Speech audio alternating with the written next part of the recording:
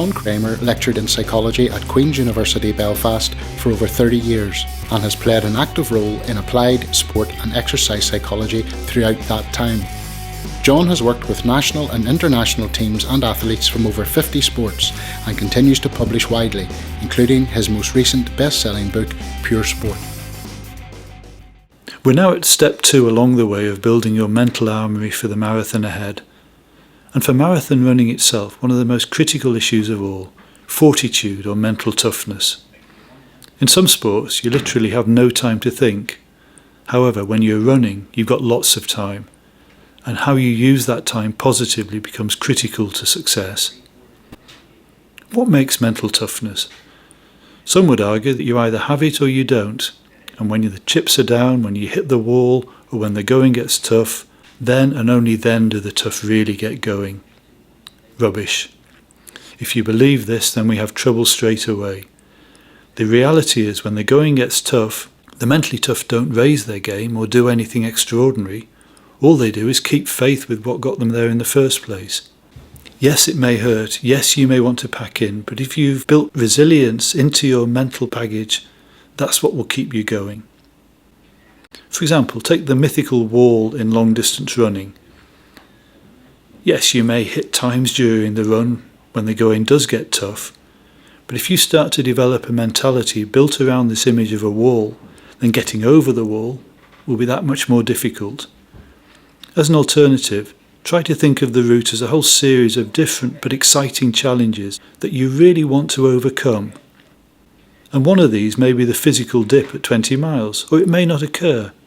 But lose the image of the wall and replace it with a less daunting image, and lo and behold, you're starting to build mental toughness.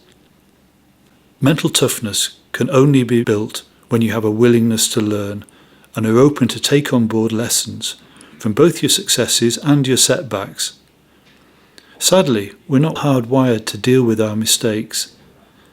Our first reaction to a setback very often is simply to dismiss it, to externalise it, to blame circumstance or equipment or others. That doesn't help. To learn, often it's important to fight this temptation and take a long, hard, clinical look at what we can take from the experience and grow stronger as a result. This is what is often known as mirror gazing, and is a theme we will look at in more detail in the next clip. For now, recognise that what characterises those who are mentally tough, in sport as in life, is not a pig-headed obstinacy or blindness to limitation, but a capacity to deal with adversity and to come through it older, wiser and stronger. Many great athletes will say that what shaped them were not their strengths but their failures. As you will often heard, what doesn't kill you makes you stronger. Or in an often quoted phrase, getting knocked down isn't important, it's getting back up again that counts. To build mental toughness, bring forward the lessons from step 1. Base your running on enjoyment and running for yourself. But now make sure that this healthy passion is based around the balancing of 3 C's: control, confidence and commitment. All are important, but no one should ever become too important. You must never allow any one of these 3 to take precedence. Instead, they work together in harmony and in a culture that doesn't look towards threats but sees challenges ahead. So it's bound up in a culture of challenge. Take the first C, passion or commitment. It can be a positive force. It can also get in the way if it gets out of control, or if you have too much or too little confidence in your ability to control. Then all these things conspire to throw your running into disarray. Thinking about this logically, you never want too much or too little of any one of the 3 C's.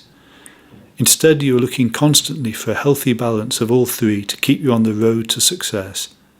Too much commitment, perhaps by overtraining, can be as dangerous as too little. For example, where overconfidence may mean you don't prepare as well as you should. Failure to prepare is preparing to fail. And this is where the third, and perhaps the most important ingredient of the 3 comes into play: control.